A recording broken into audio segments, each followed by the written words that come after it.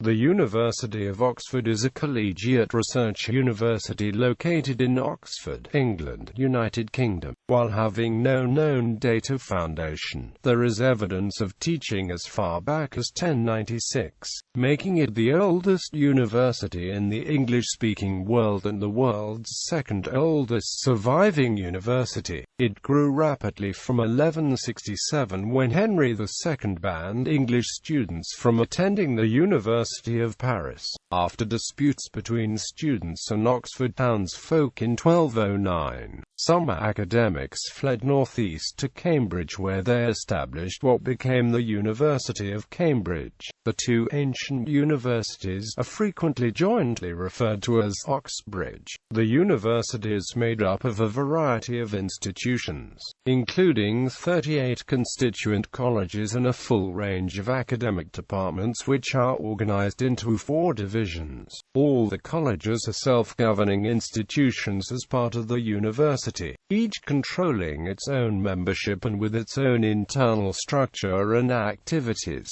Being a city university, it does not have a main campus. Instead, all the buildings and facilities are scattered throughout the city centre. Most undergraduate teaching at Oxford is organized around weekly tutorials at the self-governing colleges and halls, supported by classes, lectures and laboratory work provided by university faculties and departments. Oxford is the home of the Rhodes Scholarship, one of the world's oldest and most prestigious scholarships, which has brought graduate students to study at the university for more than a century. The university operates the world's oldest university museum, as well as the largest university press in the world and the largest academic library system in Britain. Oxford has educated many notable alumni, including 27 Nobel laureates, 27 Prime Ministers of the United Kingdom, and many foreign heads of state. History.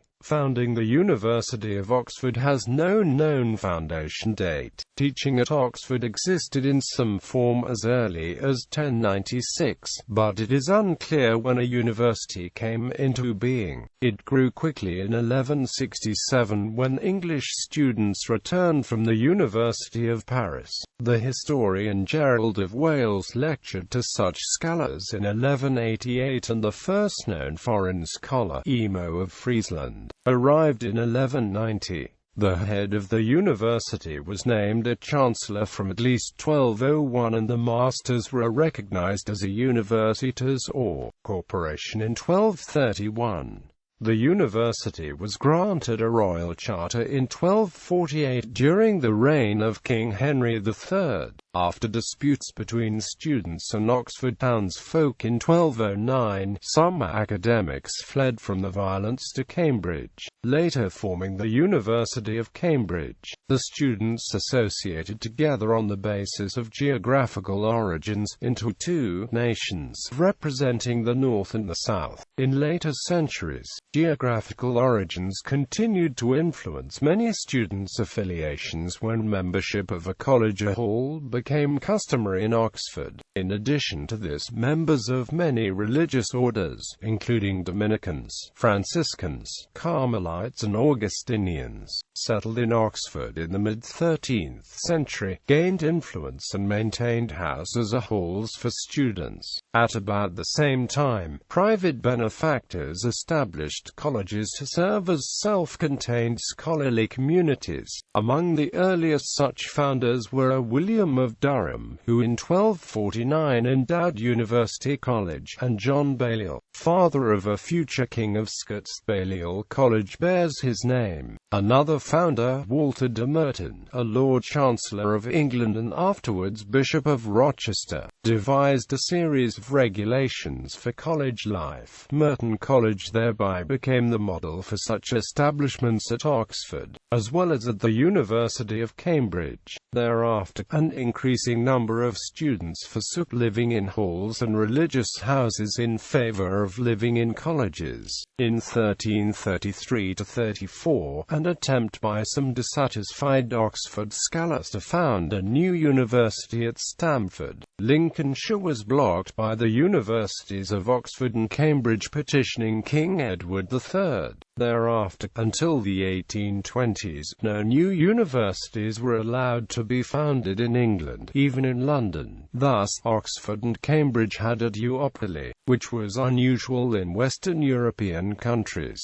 Renaissance period. The new learning of the Renaissance greatly influenced Oxford from the late 15th century onwards. Among university scholars of the period were William Grocyn, who contributed to the revival of Greek language studies, and John Colet, the noted biblical scholar. With the English Reformation and the breaking of communion with the Roman Catholic Church, recusant scholars from Oxford fled to continental Europe, settling especially at the University of Douai. The method of teaching at Oxford was transformed from the medieval scholastic method to Renaissance education. Although institutions associated with the university suffered losses of land and revenues, as a centre of learning and scholarship, Oxford's reputation declined in the Age of Enlightenment. Enrollments fell and teaching was neglected. In 1637, William Laud, the Chancellor and Archbishop of Canterbury, codified the university's statutes. These, to a large extent, remained its governing regulations until the mid-19th century. Laud was also responsible for the granting of a charter securing privileges for the university press,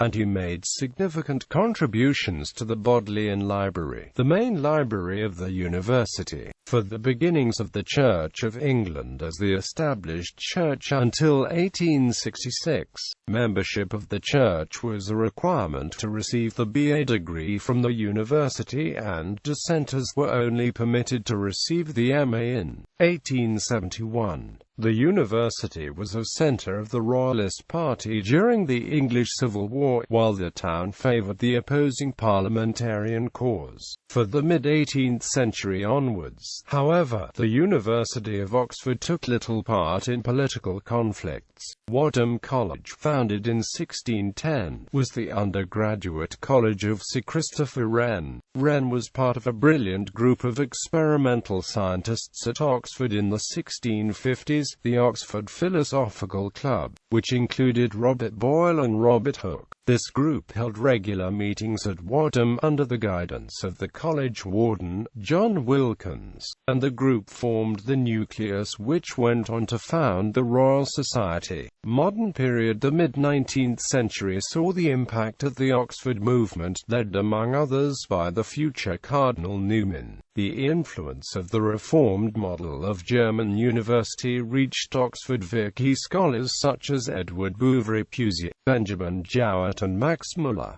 The system of separate honor schools for different subjects began in 1802, with mathematics and lettres humanae, or schools for natural sciences and law, and modern history were added in 1853.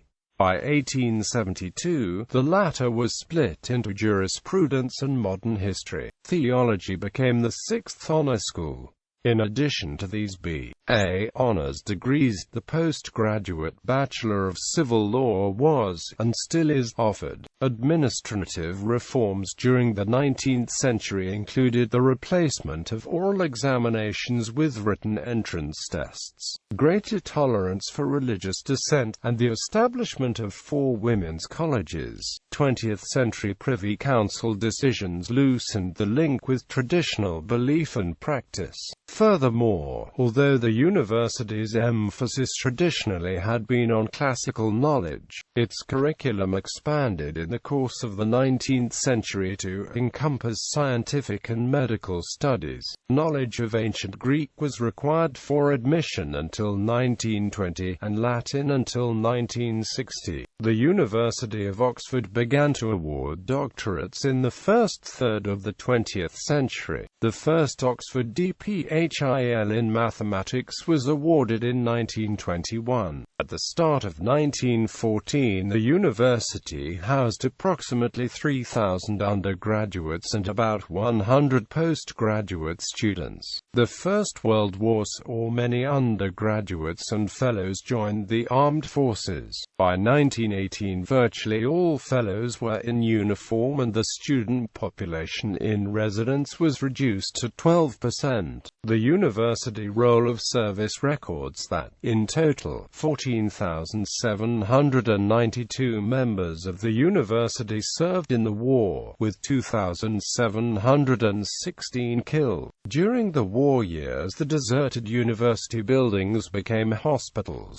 cadet schools and military training camps. The mid-20th century saw many distinguished continental scholars, displaced by Nazism and communism, relocating to Oxford. The list of distinguished scholars at the University of Oxford is long and includes many who have made major contributions to British politics, the sciences, medicine, and literature. More than 50 Nobel laureates and more than 50 world leaders have been affiliated with the University of Oxford. Women's education. The university passed a statute in 1875 allowing its delegates to create examinations for women at roughly undergraduate level, for a brief period after the turn of the 20th century. This allowed the steamboat ladies to receive addendum degrees from the University of Dublin. The first 4 women's colleges were established due to the activism of the Association for Promoting the Higher Education of Women. Lady Margaret Hall was followed by Somerville College in 1879. The first 21 students from Somerville and Lady Margaret Hall attended lectures in rooms above an Oxford baker's shop.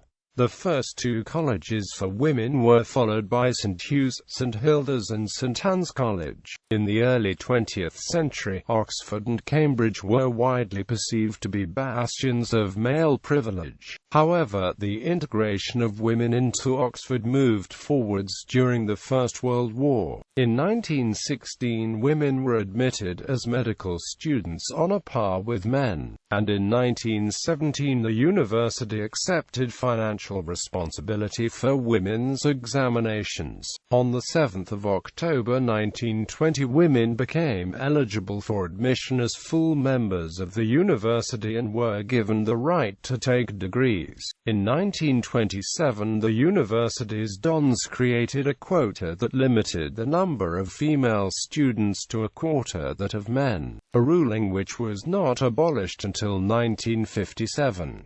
However, before the 1970s, all Oxford colleges were for men or women only, so that the number of women was limited by the capacity of the women's colleges to admit students. It was not until 1959 that the women's colleges were given full collegiate status. In 1974, Brasenose, Jesus, Wadham, Hertford and St Catherine's became the first previously all-male colleges to admit women. In 2008, the last single-sex college, St Hilda's, admitted its first men, so that all colleges are now co-residential. By 1988, 40% of undergraduates at Oxford were female. The ratio was about 46%, 54% in men's favor for the 2012 undergraduate admission. The detective novel Gaudy Night by Dorothy L. Sayers, herself one of the first women to gain an academic degree from Oxford, is largely set in a women's college at Oxford, and the issue of women's education is central to its plot. Buildings and sites. Main sites. The university is a city university in that it does not have a main campus. Instead, colleges, departments, accommodation, and other facilities are scattered throughout the city centre. The science area, in which most science departments are located, is the area that bears closest resemblance to a campus. The 10-acre Radcliffe Observatory Quarter in the northwest of the city is currently under development. environment. However, the larger college's sites are of similar size to these areas. Iconic university buildings include the Radcliffe Camera, the Sheldonian Theatre used for music concerts, lectures, and university ceremonies, and the examination schools, where examinations and some lectures take place. The University Church of St. Mary the Virgin was used for university ceremonies before the construction of the Sheldonian. Christ Church Cathedral uniquely serves as both a college chapel and is a cathedral. In 2012-13, the university built the controversial 1-hectare Castle Mill development of 4 to 5-story blocks of student flats overlooking Cripley Meadow and the historic Port Meadow, blocking views of the spires in the city centre. The development has been likened to building a skyscraper beside Stonehenge. Parks. The university parks are a 70-acre parkland area in the northeast of the city. It is open to the public during daylight hours, as well as providing gardens and exotic plants. The parks contains numerous sports fields, used for official and unofficial fixtures, and also contains sites of special interest including the Genetic Garden, an experimental garden to elucidate and investigate evolutionary processes. The Botanic Garden on the High Street is the oldest botanic garden in the UK. It contains over 8,000 different plant species on 1.8 hectares. It is one of the most diverse yet compact major collections of plants in the world and includes representatives of over 90% of the higher plant families. The Harcourt Arboretum is a 130-acre site 6 miles south of the city that includes native woodland and 67 acres of meadow. The 1,000-acre Witham Woods are owned by the university and used for research in zoology and climate change. There are also various collegiate-owned open spaces open to the public, including Bagley Wood and most notably Christ Church Meadow. Organization. As a collegiate university, Oxford's structure can be confusing to those unfamiliar with it. The university is a federation, comprising over 40 self-governing colleges and halls, along with the central administration headed by the Vice-Chancellor. Academic departments are located centrally within the structure of the federation. They are not affiliated with any particular college. Departments provide facilities for teaching and research,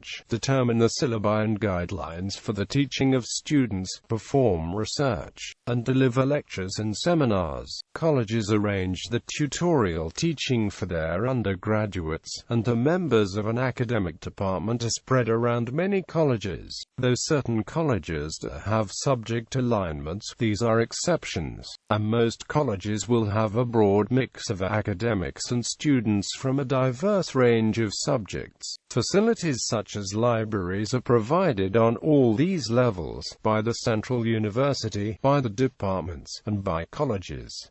Central governance. The university's formal head is the Chancellor, currently Lord Patten of Barnes, though as at most British universities, the Chancellor is a titular figure, and is not involved with the day-to-day running of the university. The Chancellor is elected by the members of Convocation, a body comprising all graduates of the university, and holds office until death. The Vice-Chancellor, currently Louise Richardson, is the de facto head of the university. 5 pro-vice-chancellors have specific responsibilities for education, research, planning and resources, development and external affairs, and personnel and equal opportunities. The University Council is the executive policy-forming body, which consists of the Vice-Chancellor as well as heads of departments and other members elected by congregation, in addition to observers from the Students' Union. Congregation.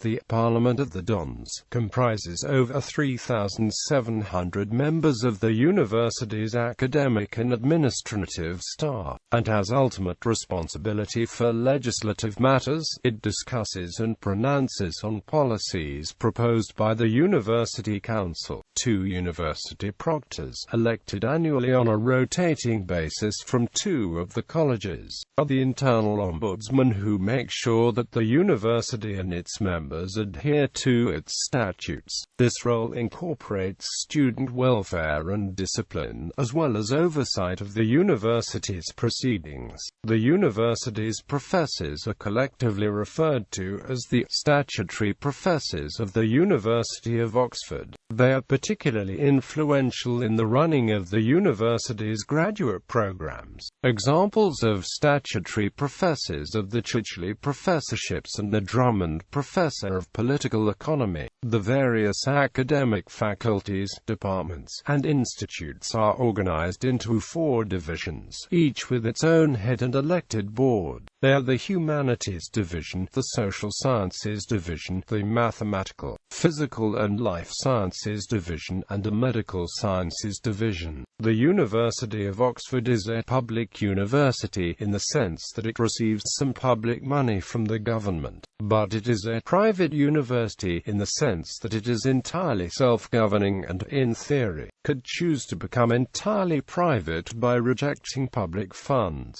College is to be a member of the university. All students, and most academic staff, must also be a member of a collegiate hall. There are 38 colleges of the University of Oxford and 6 permanent private halls, each controlling its membership and with its own internal structure and activities. Not all colleges offer all courses, but they generally cover a broad range of subjects.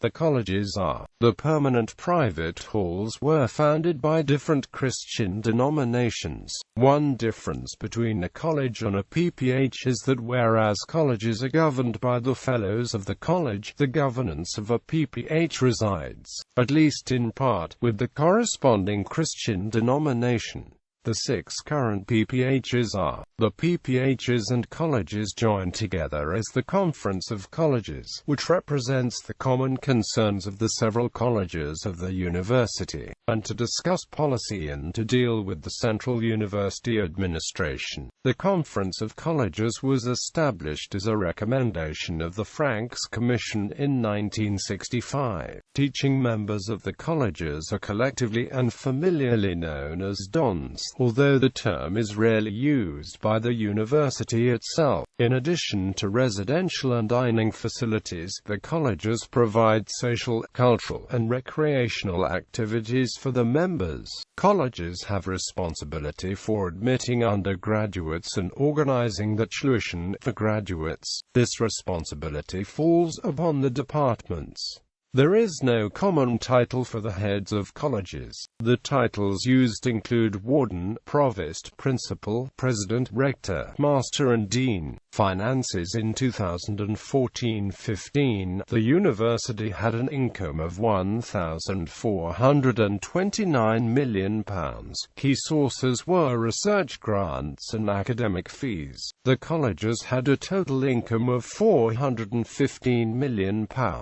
While the university has the larger annual income and operating budget, the colleges have a larger aggregate endowment, over £3.8 billion compared to the university's £834 million.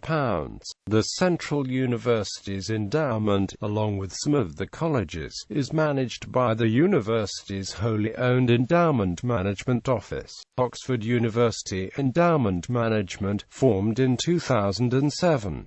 The university has substantial investments in fossil fuel companies, and in 2014 began consultations on whether it should follow some U.S. universities which have committed to sell off the fossil fuel investments. The university was one of the first in the UK to raise money through a major public fundraising campaign, the Campaign for Oxford. The current campaign, its second, was launched in May 2008. and is entitled Oxford Thinking, the campaign for the University of Oxford. This is looking to support three areas: academic posts and programs, student support, and buildings and infrastructure. Having passed its original target of £1.25 billion in March 2012, the target has now been raised to £3 billion.